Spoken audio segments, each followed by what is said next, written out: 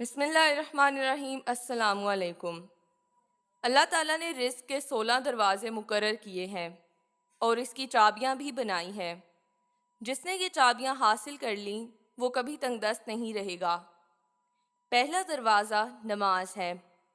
جو لوگ نماز نہیں پڑھتے ان کے رزق سے برکت اٹھا دی جاتی ہے۔ وہ پیسہ ہونے کے باوجود بھی پریشان رہتے ہیں۔ دوسرا دروازہ استغفار ہے۔ جو انسان زیادہ سے زیادہ استغفار کرتا ہے، توبہ کرتا ہے، اس کے رزق میں اضافہ ہو جاتا ہے اور اللہ اسے ایسی جگہ سے رزق عطا کرتا ہے جہاں سے کبھی اس نے سوچا بھی نہیں ہوتا۔ تیسرا دروازہ صدقہ ہے۔ اللہ نے فرمایا کہ تم اللہ کی راہ میں جو خرچ کرو گے اللہ اس کا بدلہ دے کر رہے گا۔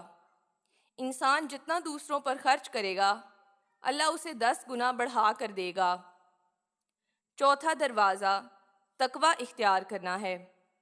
جو لوگ گناہوں سے دور رہتے ہیں اللہ اس کے لیے آسمان سے رزق کے دروازے کھول دیتا ہے۔ پانچواں دروازہ کثرت نفلی عبادات ہے۔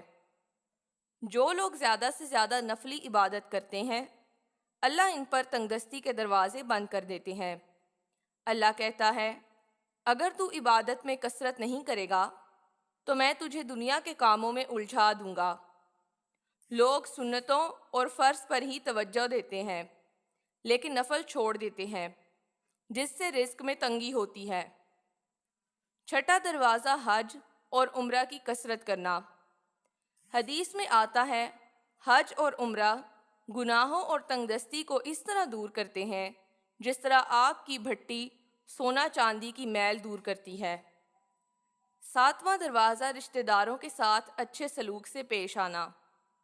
ایسے رشتہ داروں سے بھی ملتے رہنا جو آپ سے قطع تعلق ہوں۔ آٹھواں دروازہ کمزوروں کے ساتھ صلح رحمی کرنا ہے۔ غریبوں کے غم بانٹنا، مشکل میں کام آنا اللہ کو بہت پسند ہے۔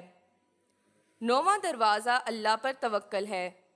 جو شخص یہ یقین رکھے کہ اللہ دے گا تو اسے اللہ ضرور دے گا اور جو شک کرے گا وہ پریشان ہی رہے گا۔ 10واں دروازہ شکر ادا کرنا ہے۔ انسان جتنا شکر ادا کرے گا اللہ رزق کے دروازے کھولتا چلا جائے گا۔ 11واں دروازہ ہے گھر میں مسکرا کر داخل ہونا۔ مسکرا کر داخل ہونا سنت بھی ہے۔ حدیث میں آتا ہے نبی صلی اللہ علیہ وآلہ وسلم نے فرمایا اللہ فرماتا ہے کہ رزق بڑھا دوں گا جو شخص گھر میں داخل ہو اور مسکرا کر سلام کرے۔ 12واں دروازہ ماں باپ کی فرما برداری کرنا ہے۔ ایسے شخص پر کبھی رزق تنگ نہیں ہوتا۔ 13واں دروازہ ہر وقت باوضو رہنا ہے۔ جو شخص ہر وقت نیک نیتی کے ساتھ باوضو رہے تو اس کے رزق میں کمی نہیں ہوتی۔ 14واں دروازہ چاشت کی نماز پڑھنا ہے جس سے رزق میں برکت پڑتی ہے۔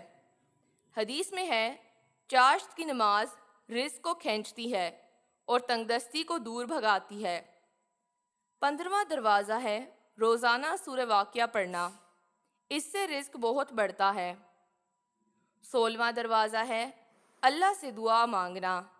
جو شخص جتنا صدقے دل سے اللہ سے مانگتا ہے اللہ اس کو بہت دیتا ہے۔